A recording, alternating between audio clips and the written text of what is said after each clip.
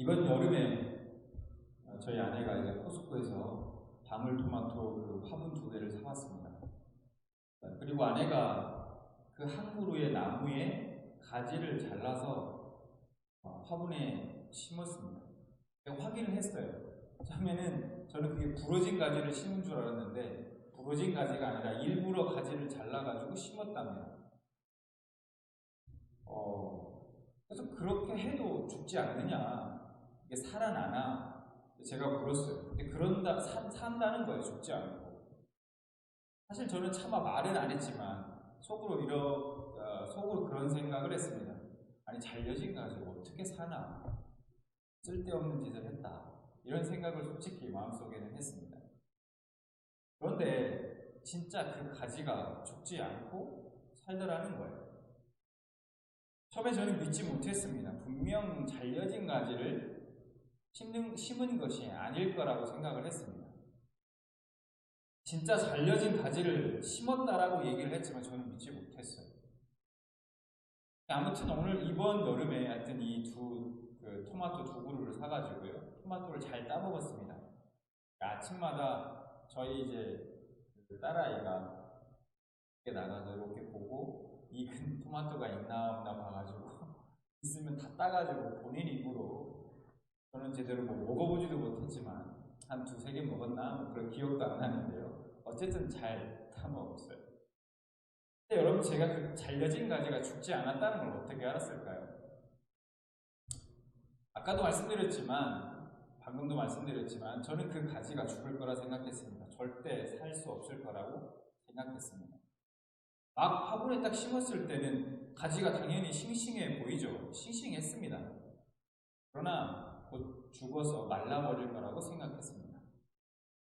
그런데 그 심은 가지에 계속해서 물을 주고 또 햇빛을 받고 영양분을 공급해 주니까 나중에 꽃이 피고 열매가 맺혀지더라라는 겁니다. 여러분, 당연한 얘기이지만 그 잘려진 가지에서 저는 맺혀진 열매를 보고 알았습니다. 그 가지는 죽은 가지가 아니라 살아있는 가지라라는 사실을 말합니다. 물을 주고 햇빛과 영양분을 공급해 주니까 부러진 가지는 자신이 죽지 않은 가지다, 죽지 않고 살아있다는 그 반응을 보여준 것입니다. 무엇으로요? 바로 열매로서 보여준 것입니다. 살아있다면 반응을 보입니다. 살아있다면 반응을 보이게 되어 있습니다. 왜요? 살아있기 때문이죠. 마찬가지로 그리스도의 생명을 가진 살아있는 사람은 반응을 보이게 되어 있습니다. 잘려진 토마토 그 가지에 물을 주고 햇빛과 영양분을 공급해 주므로 살아있기에 그 반응으로서 열매를 맺은 것처럼, 영적으로 살아있는 자는 생명의 말씀이 그 심령에 들어갔을 때, 그 심령에 뿌려졌을 때 반응을 보이게 되어 있다는 거예요. 반응이 있는지 없는지, 또 어떤 반응을 보이는지 보면 지금 영적으로 깨어있는 자인지 살아있는 자인지 아닌지 알 수 있다는 겁니다. 앞서 부러진 방울토마토 가지의 그 사례처럼 살아있으면 반드시 반응을 보이게 되어 있다는 것이죠. 자, 오늘 우리는 오늘 말씀을 통해서 각자가 한번 점검해 보기를 원합니다. 과연 내 영이 지금 살아있는지, 내가 진짜 그리스도의 생명을 소유한 자인지를 우리 함께 점검해 보기로 합니다. 오늘 본문 말씀인 히브리서 4장 12절 말씀을 다시 보겠습니다. 하나님의 말씀은 살아있고 활력이 있어 좌우의 날선 어떤 것보다도 예리하여 혼과 영과 및 관절과 골수를 찔러 쪼개기까지 하며 또 마음의 생각과 뜻을 판단하나니 라고 말씀하고 있습니다. 먼저 하나님의 말씀은 살아있고 활력이 있어 라고 말씀합니다. 하나님의 말씀은 살아있습니다. 그 속에 생명력이 있습니다. 하나님의 말씀은 단지 문자 속에 갇혀있는 것이 아니라는 거예요. 그냥 소설책이 아니라는 거예요. 그리고 하나님의 말씀은 어떤 검보다도 예리하여 혼과 영과 및 관절과 골수를 찔러 쪼개기까지 한다라고 말씀합니다. 즉 살아있는 활력이 있는 그 하나님의 말씀이 하는 일이 무엇인가, 목적이 무엇인가 하는 거예요. 바로 찔러 쪼개는 거예요. 찔러 쪼개는 것입니다. 그럼 무엇을 찔러 쪼갠다는 말인가? 혼과 영을 쪼갠다고 합니다. 그럼 이게 무슨 뜻일까? 이런 뜻입니다. 우리는 원래 육적인 상태에 있었습니다. 로마서 8장 7절과 8절에서 우리의 원래 상태에 대해서 이렇게 말씀하고 있어요. 육신의 생각은 하나님과 원수가 되내니 이는 하나님의 법에 굴복하지 아니할 뿐 아니라 할 수도 없습니다. 육신에 있는 자들은 하나님을 기쁘시게 할 수 없느니라. 이게 우리의 원래 상태였어요. 우리는 원래 육신에 속한 사람으로서 하나님의 법을 싫어하고 따르지 않고 육신의 정욕을 쫓아 살았던 사람들입니다. 육신에 속해 하나님을 절대로 기쁘시게 해드릴 수 없는 사람들이었습니다. 하나님의 말씀은 이러한 우리 자신의 모습을 벌거벗은 것과 같이 드러내어 우리 자신에게 계시하여 주신다는 말씀입니다. 보여주신다는 거예요. 이게 참 모습. 우리는 영적인가? 아니면 육적인가? 우리는 거듭나서 영적으로 지금 살아있는가? 아니면 우리 자신을 속이면서 영적인 죽음 가운데 처해 있을 뿐인가? 드러내신다는 거예요. 마음의 생각과 뜻이 영적인 생각과 뜻인가? 아니면 단지 육적인 생각과 뜻만 존재하는가? 오직 하나님의 말씀만이 우리의 그 마음과 생각과 뜻을 판단할 수 있다는 것입니다. 실제로 우리가 하나님의 말씀을 읽거나 들을 때 간혹 우리는 우리 자신의 그 마음에 찔림 당한다는 느낌을 받을 때가 있습니다. 여러분들도 그런 경험이 있으리라 생각이 듭니다. 이 찔림이 있느냐 없느냐 하는 것은 지금 내가 영적으로 살아있는지 아니면 죽어있는지를 나타내 준다는 겁니다. 누가복음 5장에 보면 예수님께서 시몬의 배에 오르시고 배 위에서 많은 사람들을 가르치시는 장면이 나옵니다. 그리고 말씀이 다 끝나시고 시몬에게 깊은 곳에 가서 그물을 던져 고기를 잡으라 라고 말씀합니다. 시몬이 그 말씀에 순종했을 때 그물이 찢어질 만큼 많은 물고기를 잡게 되는 기적을 경험하게 됩니다. 그런데 베드로가 그 다음에 예수님께 보인 반응이 굉장히 의외입니다. 우리 같으면 이렇게 얘기할 것 같아요. 선생님, 대단하신 능력을 가지고 계시네요. 우리 같이 동업하지 않으실래요? 우리 금방 부자 될 수 있습니다. 어디 가지 마시고 저랑 한번 동업합시다. 계속 이렇게 얘기하지 않았을까? 근데 시몬은 그렇게 얘기하지 않았다는 거예요. 베드로가 이렇게 고백합니다. 누가복음 5장 8절에 시몬 베드로가 이를 보고 예수의 무릎 아래에 엎드려 이르되 주여 나를 떠나소서 나는 죄인이로소이다 하니. 그럼 이 베드로는 왜 이런 고백을 했을까? 왜 이런 고백을 하게 됐을까? 베드로는 아마 자신의 배에서 예수님이 가르치는 그 말씀을 그 옆에서 다 들었을 것입니다. 그 후 베드로는 예수님께서 말씀에 순종함으로, 베드로는 예수님께서 하신 그 말씀에 순종함으로 베푸신 그 놀라운 기적의 그것으로 그 기적의 촉발로 그가 들었던 그 말씀이 베드로의 마음에 살아 역사하여 그의 마음을 찔렀던 것입니다. 말씀의 거울 앞에서 벌거벗은 모습으로 그동안 육신의 정욕에 이끌려 살아온 자신의 모습을 적나하게 보게 된 것입니다. 여러분, 이러한 반응을 보인 사람은 베드로뿐이 아닙니다. 느헤미야 9장을 보면 에스라가 광장에 모인 백성들 앞에서 율법책을 낭독하고 그것이 무슨 뜻인지 백성들에게 해석해 줍니다. 그때 그 하나님의 말씀을 들은 백성들의 반응은 이랬습니다. 느헤미야 8장 9절에 보니까 백성이 율법의 말씀을 듣고 다 우는지라 라고 말씀하고 있어요. 그 말씀을 듣고 그 말씀을 깨닫게 되자 백성들이 울었다라고 말씀하고 있다는 거예요.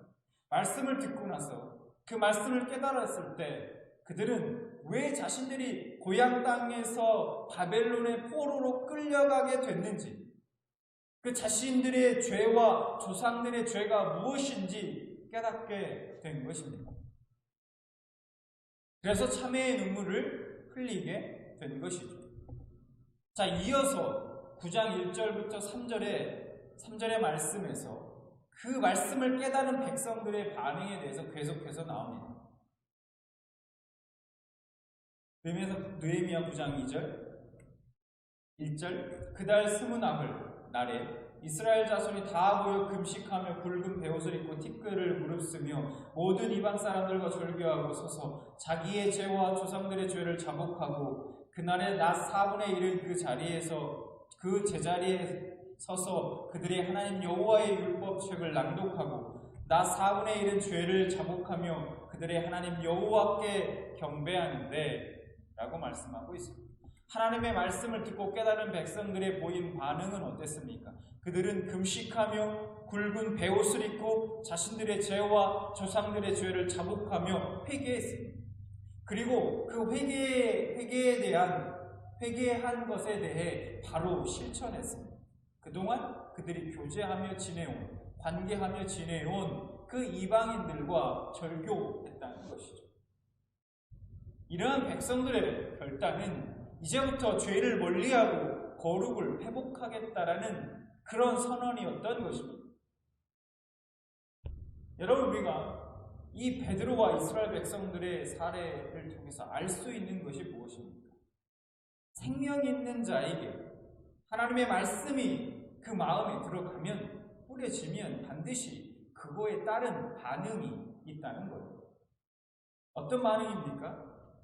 말씀의 찔림으로 자신의 적나라한 모습을 보게 되고 자연스럽게 회개라는 반응이 나타나게 된다는 겁니다.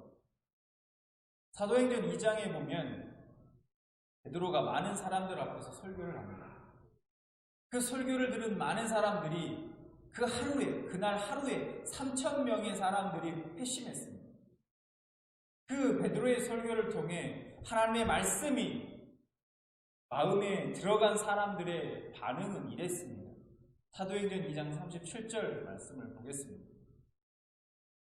그들이 이 말을 듣고 말씀에 찔려 베드로와 다른 사도들에게 물어 이르되 형제들아 우리가 어찌할꼬 하거늘.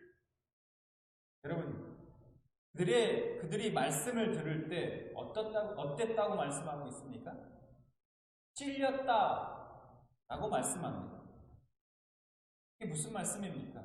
한마디로 그 말씀이 자신들과는 전혀 상관없는 말씀이라고 생각하지 않았다는 겁니다.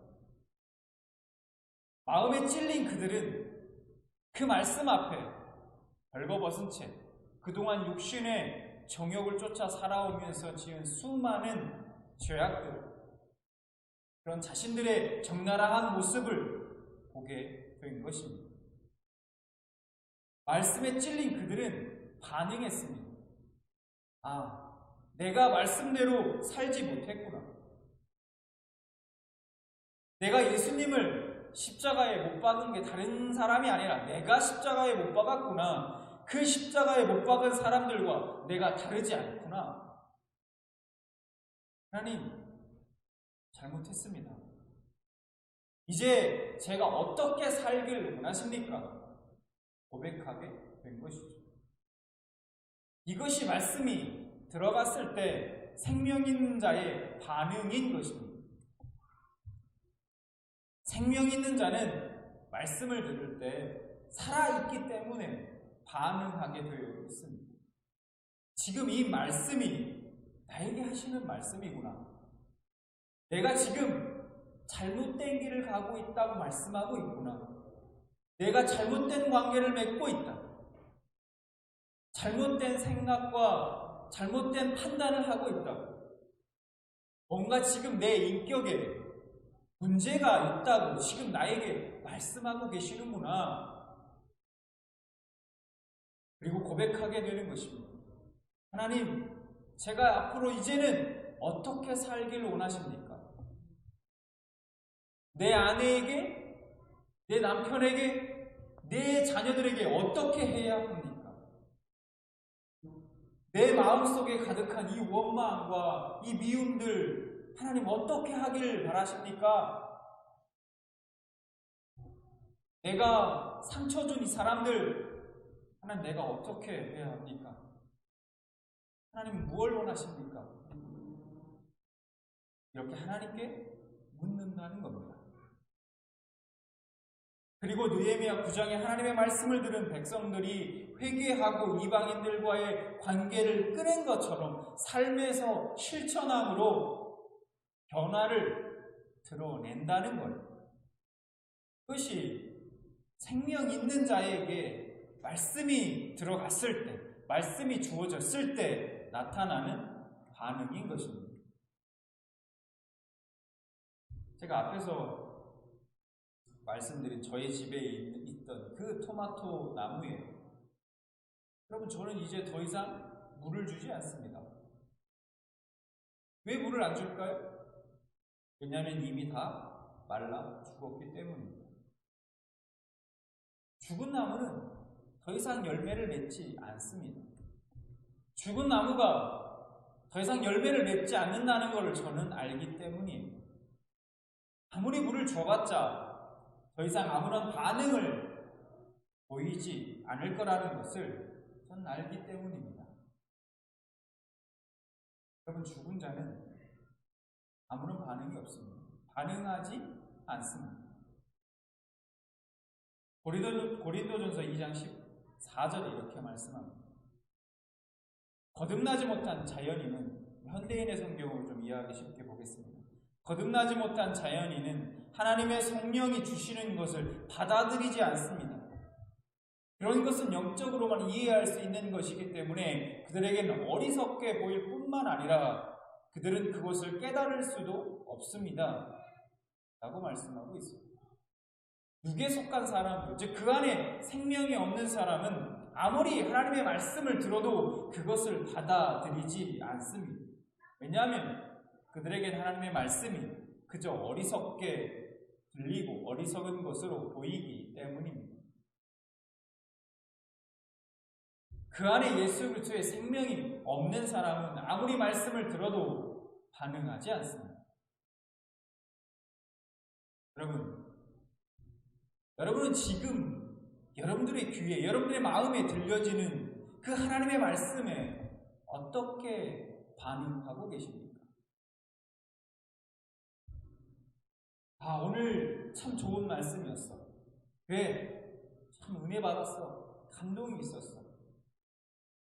그렇게 말하지만 자신과는 상관없는 말씀이라고 생각은 않으십니까? 그렇게 말은 하지만, 그렇게 생각하지만 교회 문턱을 넘는 순간 이 나와는 전혀 상관없는, 기억조차 나지 않는 말씀은 아닙니까? 여러분은 하나님의 말씀에 반응하십니까? 반응이 있습니까? 오늘 말씀을 통해 우리의 자신의 신앙을 우리가 점검하고 돌아볼 수 있기를 바랍니다. 요한계시록 3장에 보면 하나님께서 사대 교회를 이렇게 평가하십니다. 계시록 3장 1절. 사대 교회의 사자에게 편지하라. 하나님의 7 영과 7 뼈를 가지신 이가 이르시되 내가 내 행위를 아노니 네가 살았다 하는 이름은 가졌으나 죽은 자로다. 하나님이 사대교회를 평가할 때 네가 살았다 하는 이름은 가졌으나 죽은 자다 라고 그렇게 평가하십니다. 하나님께서 사대교회를 이렇게 평가하시는 이유, 이게 무슨 말입니까? 한마디로 겉으로 보기에는 살아있는 것 같지만 실상은 죽었다 라는 것이죠. 사대교회는 하나님께 그럼 왜 이런 평가를 들었을까? 계시록 3장 3절, 그 이하 3절 말씀에서 그 힌트를 좀 얻을 수 있습니다. 이해하기 쉽게 새 번역으로 보도록 하겠습니다. 그러므로 내가 그 가르침을 어떻게 받고 어떻게 들었는지를 되새겨서 굳게 지키고 회개하여라. 만일 내가 깨어있지 않으면 내가 도둑같이 올 것인데 어느 때에 내가 내게 올지를 너는 알지 못한다 라고 말씀하고 있습니다. 여러분, 이 3절의 말씀을 역으로 우리가 생각해 보면요, 이 사대교회는 하나님의 말씀을 가르침을 받았지만 그 이상 더 이상 그 말씀을 기억하지 않고 순종하지 않았다라는 것. 그들에게는 더 이상 그 말씀의 찔림으로 말미암은 회개의 모습도 보이지 않았다라는 것입니다. 한마디로 생명 있는 교회로서의 아무런 반응을 보이지 않았다는 거예요. 그러니 어쩌면 하나님께서 살았다 하는 이름은 가졌으나 죽은 자로다라는 이런 평가를 하시는 것, 또 사대교회가 이런 평가를 듣는 것은 당연한 것일지도 모르겠습니다. 사대교회는 이 에베소 교회나 서머나 교회나 버가모 교회나 두아디라 교회와는 상황이 좀 달랐습니다. 그들 교회와 비교해서는 어떤 외부적인 박해도 이단의 위협도 별로 없었습니다. 그런데 사대교회는 영적인 안일과 게으름에 빠졌습니다. 적당하게 세상과 타협하며 서서히 세상과 동화되어 갔습니다. 세상을 변화시키는 교회가 아니라 세상의 죄악에 오염된 교회가 되었습니다. 세상에 영향을 끼치는 교회가 아니라 세상으로부터 오히려 영향을 받는 교회가 되었습니다. 즉 쉽게 말해 육적인 교회, 생명을 상실한 교회가 되었던 것입니다. 사대교회는 어느 순간 더 이상 말씀에 반응하지 않는 교회가 되어버렸던 것입니다. 그런데 이 사대교회에게 하나님께서 이 사대교회에게 하신 이 말씀이 그냥 당시에 사대교회에게 하신 말씀일 뿐일까? 아니죠. 이 말씀이 오늘을 살아가고 있는 저와 여러분에게도 동일하게 하시는 말씀이기도 하다는 겁니다. 여러분들도 지금 혹시 이 사대교회와 같은 영적 상태에 머물러 계시지는 않습니까? 여러분, 저와 여러분은 하나님께 절대로 살았다 하나 죽은 자다라는 이러한 평가를 들어서는 안 될 것입니다. 저는 이 시간 기도합니다. 하나님의 말씀이 여러분 한 분 한 분의 마음에 이 말씀이 들려질 때에 그 말씀이 여러분 가운데 그 마음 가운데 찔림의 은혜가 있길 원하고, 하나님 앞에 하나님 제가 이제 어떻게 살길 원하십니까? 그렇게 묻게 되길 바랍니다. 그러므로 삶 가운데 그 말씀을 실천함으로 변화를 삶 가운데 드러내는 그러한 여러분들이 되시기를 저는 지금 기도합니다. 그렇게 그리스도의 생명이 그 속에 있어 살아있음으로 말미암아 말씀에 반응하는 여러분들 되시기를 진심으로 축원합니다. 이 시간